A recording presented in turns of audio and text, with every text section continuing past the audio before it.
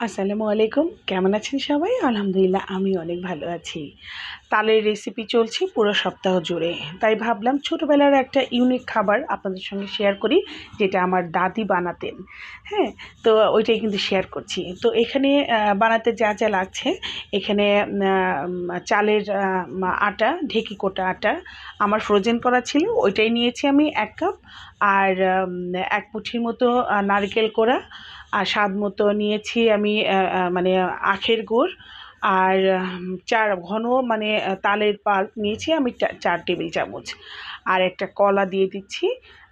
আমার ঘরে সাগর কলা ছিল, এটা যে কোনো কলা দিয়েই করা যায়, যার যেমন ইচ্ছা। তবে আমার দাদিরা মদনা কলা দিয়ে করতেন।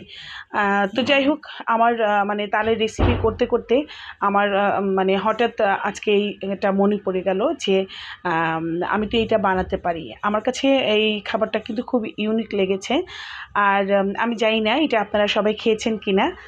আর তারপরে এই যে দেখুন, আমি সুন্দর করে কিন্তু এই মানে এটা মেখে নিয়েছি। না মানে খুব শক্ত হয়েছে না নরম হয়েছে, হ্যাঁ? হালকা মানে মাঝামাঝি একটা ইয়েতে করেছি। তো কলাপাতা নিয়ে কলাপাতার উপর আমি ১ ফোঁটা একটু তেল একটু ঘষে নিয়েছি। নিয়ে এই যে এর উপরে একদম মানে যেটা রুটির মানে চাপড়ি বানাই আমরা, ওই চাপড়ির মতো কিন্তু একটু ভালো করে মানে পাতার উপর একটু লেপে দিলাম। দিয়ে এই যে আমি মিডিয়াম আঁচে কিন্তু রেখেছি। রেখে এক পিঠ উল্টেও দিয়েছি আবার। দিয়ে কিন্তু এটা আমি আবার দেখলাম যে মানে ভেতরটা কেমন হয়েছে। তো মোটামুটি ভালোই হচ্ছে। আমি বারবার এটাকে মানে একটু উল্টে পাল্টে দিচ্ছি, হ্যাঁ?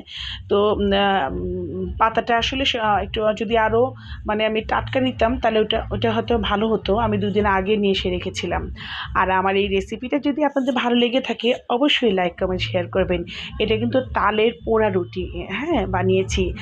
আর আমার মতো আপনারাও একটু ট্রাই করে দেখবেন। অবশ্যই ভালো লাগবে। বিকেলের চায়ের সঙ্গে দুর্দান্ত লাগবে। আল্লাহ হাফেজ।